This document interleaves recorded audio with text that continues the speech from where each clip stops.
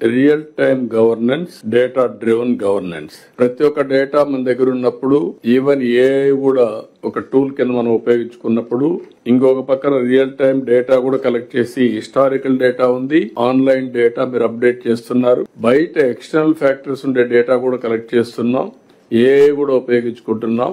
Data decision accuracy will be according to మీ ఇంకా correct గా పనిచేస్తే 90-95% ఉంటుంది. దాన్ని అనుకున్న టార్గెట్ అచీవ్ చేయడం పెద్ద కష్టం కాదు. ఇది అయిన తర్వాత మీకు ఇంకొక పక్కన ఆర్టీజీఎస్ లో వాట్సాప్ గవర్నెన్స్ తీసుకొచ్చాం. అదే మరిగా మీరు ఇప్పటికే కొన్ని department real time online services provide చేస్తున్నారు. ఇంకా కొంతమంది మనుషులు రావడానికి ఎంకరేజ్ చేస్తున్నారు. దిస్ ఇస్ వెరీ వెరీ, ఒక మాటలో చెప్పాలంటే కరెక్ట్ కాదు ఇది. ఇప్పుడు ఆల్ సర్వీసెస్ ఆన్లైన్ లో వచ్చేస్తా ఉంటే మనకు కావాల్సిన బయట సర్వీస్ ఆన్లైన్ లో తీసుకుంటున్నాం. మనం గవర్నమెంట్ సర్వీస్కి వచ్చినప్పుడు మళ్ళా ఆఫీస్కి రమ్మనే పరిస్థితికి వస్తున్నాం. ఇది మీరు ఏ డిపార్ట్మెంట్ లో ఉన్నారో మీరందరూ చెక్ చేసుకొని ఇమ్మీడియట్ గా కరెక్ట్ చేసుకోవాలి. ఇప్పుడు ఎండోమెంట్స్ ఉంది, ఒక టెంపుల్ సర్వీసెస్ ఉంటాయి.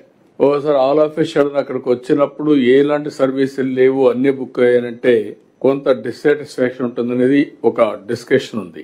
అలాంటప్పుడు 10-20% పర్వాలేదు, కానీ 90% కాదు 100% మీరు మళ్ళీ వాళ్ళు రమ్మంటున్నారు. అలాంటివి రెవెన్యూ ఇలాంటివి ఉన్నాయి. అవన్నీ కూడా మీరు ఒకసారి చెక్ చేసుకోవాల్సిన అవసరం ఉంది. నేను ఒకటే మీకు అందరికీ ఏంటంటే, ఒకటి online service are WhatsApp or app, we have to reduce over a period of time. ఆఫీస్కి రామనడం లేకపోతే తిప్పుకోవడం అవన్నీ పోవాలి. ఇంకొక పక్కన 13 జిల్లాల్లో కలెక్టర్స్ కూడా ఉన్నారు, ఎస్పీస్ ఉన్నారు. డిస్ట్రిక్ట్ ఆర్టీజీఎస్ అక్కడ ఎస్టాబ్లిష్ చేస్తున్నాం. ఒరిజినల్ గా 13 జిల్లాలు చేయాలనుకున్నాం. ఇప్పుడు ఆ 13 జిల్లాల్లో వస్తాయి. December 15th కంతా కంప్లీట్ అవుతాయి. సో దట్ 13x2 26 జిల్లాలకు వాళ్ళ సర్వీసులు ప్రొవైడ్ చేసే పరిస్థితి వస్తుంది.